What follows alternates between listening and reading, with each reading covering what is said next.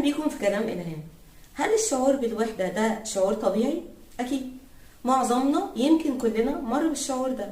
أحيانا بنحس إن إحنا عايشين في وحدة وعزلة تامة عن كل الأحداث وكل الأشخاص اللي حوالينا، وحاسين إن إحنا لوحدنا في الدنيا، مهما كان بقى الطبقة الاجتماعية اللي إحنا بنعيش فيها، الحالة المادية الكويسة بتاعتنا، حتى لو كنا أشخاص مشهورين في المجتمع. كل ده ما بيساعدش نهائي إن هو ينهي حالة الوحدة اللي إحنا حاسين بيها. يبقى الإحساس بالوحدة شعور طبيعي. طب إيه اللي مش طبيعي؟ اللي مش طبيعي إن الإحساس ده يسيطر على كل نواحي حياتنا، والدنيا تتقفل علينا ونحس إن إحنا خلاص ملناش بقى مكان في الدنيا دي، ونروح كده يعني ندفن نفسنا وخلاص، لأن إحنا وحيدين ولا لينا لازمة ولا حد بيسأل علينا. ويفضل الإحساس ده يزيد جوانا لحد ما يسيطر على عقلنا وعلى كل نواحي حياتنا. هنا بقى ده الإحساس بيتحول لشيء مش طبيعي. طب هل إحنا فعلا أشخاص وحيدين في الدنيا ملناش أي حد يسأل علينا؟ هل شعور الوحدة اللي إحنا حاسين بيه ده طبيعي وحقيقي؟ ممكن ما يكونش. فعلا؟ فعلا ممكن ما يكونش حقيقي، وكل ده يبقى في خيالنا إحنا بس. طيب نعرف إزاي إن الشعور اللي إحنا حاسين بيه ده شعور حقيقي، وإنه فعلا موجود، أو لأ مش موجود وإن هو مش حقيقي وحاجة في خيالنا وبس؟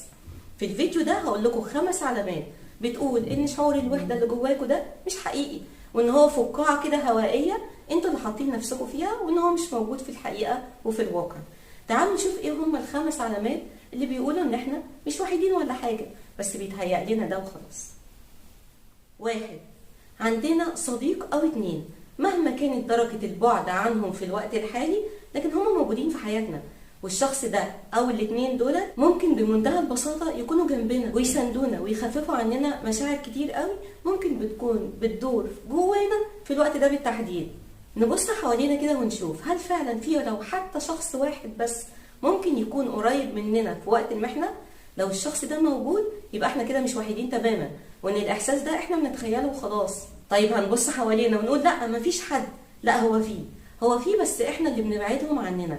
احنا اللي دايما حاطين الاشخاص دول في كورنر بعيد جدا ومنحاولش نلجأ ليهم في الوقت اللي مفروض ان هم يكونوا موجودين جنبنا فيه، وهم مش عارفين الكلام ده لان احنا ما حاولناش ولا مرة نتواصل ونقول لهم مشاعرنا الداخلية دي.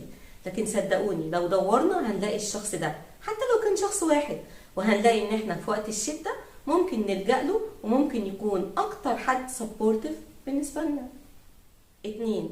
في اشخاص في حياتكم ممكن يقدموا لكم المساعده في وقت ان انتوا تكونوا محتاجين المساعده دي. احيانا بيكون الشخص ده مشهور جدا وحواليه ناس كتير قوي وطول الوقت تحت الانظار وتحت عدسات الكاميرا، لكن هو جواه عارف ان الاشخاص اللي حواليه دول كلهم ما بيهتموش بيه علشانه هو كشخص، لا، كل الحكايه هم بيحبوا الصوره المشهوره منه دي.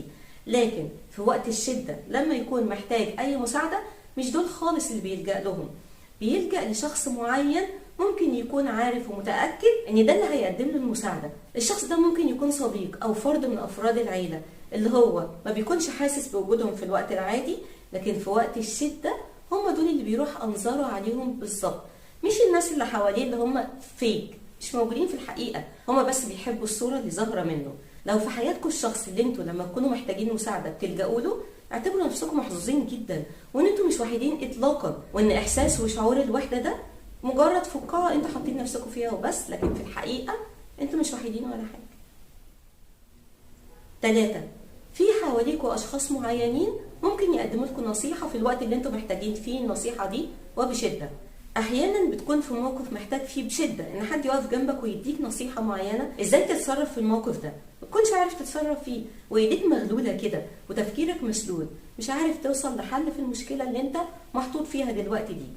لو لقيت نفسك في موقف زي ده ولقيت ان في حد ممكن تلجأ له وتطلب منه النصيحه، ايا كان الحد ده، زميل في الشغل، جار، اي حد ممكن تلجأ له علشان يديلك النصيحه دي، اعتبر نفسك محظوظ، وان انت مش وحيد ولا حاجه، وان احساس الوحده ده برضو مجرد ان هو جواك وبس. لكن في الوقت اللي دورت فيه على حد ممكن يكون واقف جنبك ويديلك النصيحه دي، ولقيته موجود ومتوفر كمان، مش مطلوب منك بس غير ان انت تطلب، وهتلاقي الشخص ده جنبك وبيقدم لك النصيحه اللي انت محتاج لها واي مساعده تانية ممكن يقدر يعملها. 4. وجود ولو حتى شخص واحد ممكن نتكلم معاه بمنتهى الأريحية كده عن هواياتنا واحلامنا وكل حاجه بتهمنا. احيانا بنحط نفسنا في مجموعه من الناس ما يكونوش مناسبين لينا خالص، مش متشاركين معانا لا في هواياتنا ولا في ارائنا ولا في اهتماماتنا، لكن احنا لقينا نفسنا محشورين كده في وسطهم وخلاص، ونبص حوالينا ونقول لو احنا بنعمل ايه هنا؟ الناس دي مش شبهنا، الناس دي مفيش اي حاجه بتربطني بيهم، هو انا ليه موجود في وسطهم؟ ويبتدي هنا احساس الدونيه، واحساس ان انت عمال كل شويه تتقوقع حوالين نفسك، لان كل الناس اللي حواليك بيتشاركوا في اهتمامات معينه مختلفه تماما عن اهتماماتك انت. طب احنا ليه نروح للناس دي؟ ليه نروح للناس اللي وجودنا في وسطهم بيحسسنا ان احنا مش مطمنين ومش هادين من جوانا كده، ولا حاسين ان احنا على راحتنا وعلى طبيعتنا معاهم؟ ليه؟ طب ما نروح للناس اللي بنتشارك معاهم في اهتماماتنا وارائنا وكل حاجه بنحبها. الناس اللي احنا واحنا قاعدين في وسطهم ممكن نتكلم عن فيلم سينما عبيط كده، كرتون حتى، ونقعد نضحك على احداث حصلت فيه. ممكن نتكلم مع بعض عن هوايه انا نفسي اعملها ومش قادره اعملها في الوقت اللي احنا فيه دلوقتي ده، وهم يدوني افكار امتى الوقت المناسب عشان اعملها، او علشان اوفر لها حتى احتياجاتها من الفلوس. او حتى لو انا بحب لعبه فيديو جيم معينه، الاقي حد من الاشخاص دي مهتم بيها برضه ونقعد نلعبها مع بعض كده واحنا مبسوطين. الناس دول هيوفروا لنا حمايه نفسيه معينه كده، لانهم هيحسسونا ان في ناس على الكوكب كده زينا بيشاركونا نفس احاسيسنا ونفس مشاعرنا ونفس هواياتنا، ونبعد خالص على الناحيه التانيه، الناس اللي هم ليهم اهتمامات تانيه بعيده عننا تماما، واحنا مهما عملنا مش هنقدر نوصل للاهتمامات دي، مش احنا، مش زينا. يبقى ليه نكون موجودين في وسطهم؟ دول نبعد عنهم اصلا ونقرب من الناس اللي شبهنا. هنا احساس الوحده هينتهي تماما، وهنحس ان احنا عمرنا ما كنا وحيدين، وان في ناس اهو حوالينا ممكن يكونوا شبهنا ويملوا جوانا فراغ الاحساس بالوحده ده. خامس علامه بتقول ان احساس الوحده اللي جوانا ده مش حقيقي، وان هو فقاعه بس احنا حاطين نفسنا جواها كده، ان احنا عندنا ناس في حياتنا ممكن من وقت للتاني بيسالوا علينا. ممكن الناس دي تبعدنا عن بعض قارات وبحور وفتره زمنيه كبيره جدا، لكن هم موجودين، ومن وقت للتاني ممكن نكون بنسال عليهم وبيسالوا علينا. يبقى فين احساس الوحده؟ الناس دي موجوده، كل اللي علينا بس ان احنا نتواصل معاهم، حتى ولو كان بعدتنا الدنيا والاحداث وحاجات كتير قوي فرقتنا عن بعض، لكن ستيل لسه موجودين في حياه بعض، واي وقت ممكن نلاقينا بنسال على الناس دي وبنقول لهم يلا بينا نتقابل، نروح ناخد قهوه مع بعض، نقعد نحكي شويه ونفضي كتير من المشاعر السلبيه اللي جوانا مع بعض. احساس رائع بيخلينا نرجع من المقابله دي واحنا كده فريش، حاسين ان في جبل كده من الهموم اتشال من حوالينا واترمى من على قلبنا. يبقى احساس الوحده اللي جوانا ده احنا اللي عاملينه في نفسنا. الناس دي موجوده، بيبعدوا عننا بس مكالمه تليفون، مش اكتر من كده، وبنلاقيهم فعلا بيستجيبوا لينا وبييجوا فعلا علشان يبقوا جنبنا ويسمعونا بمنتهى الاريحيه كده.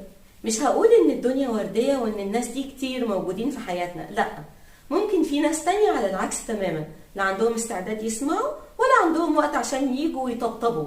الناس دي هي اللي بنبعد عنها. لكن الناس الحلوه الطيبه القريبه دي، اللي مجرد بس ما نقول لهم ان احنا محتاجين الطبطبه دي، بييجوا يطبطبوا ويعملوا كل اللي يقدروا عليه علشان يسهلوا علينا حياتنا. اهم دول بقى اللي فيهم الفايده كلها، ودول اللي هينفع عننا احساس الوحده تماما، ويخلونا حاسين ان احنا مطمنين لان في ظهر وسند معانا. يبقى خلينا نقول تاني وخلينا متاكدين ان احساس الوحده ده هو حاله نفسيه احنا اللي بنحط نفسنا فيها، وبنحيط نفسنا بفقاعه هوائيه كده ونقعد جواها واحنا حزانه بقى وحاسين ان الدنيا جايه علينا وان احنا لوحدنا. اكسروا الفقاعه دي واخرجوا، هتلاقوا ناس كتير حواليكم بيشاركوكوا اهتماماتكم وهيكونوا جنبكم ويطبطبوا ويقولوا كلام حلو كمان. واتمنى ان انا اكون فدتكم، واي حاجه قلتها دلوقتي ساعدت اي حد فيكم ان هو يفهم حاجه ما كانش فاهمها، او تحطه على اول الطريق اللي ما كانش عارف يمشي فيه لوحده. واستنوني في الحلقه الجايه من كلام الهام، وجايه لكم وموضوع جديد علشان نناقشه مع بعض.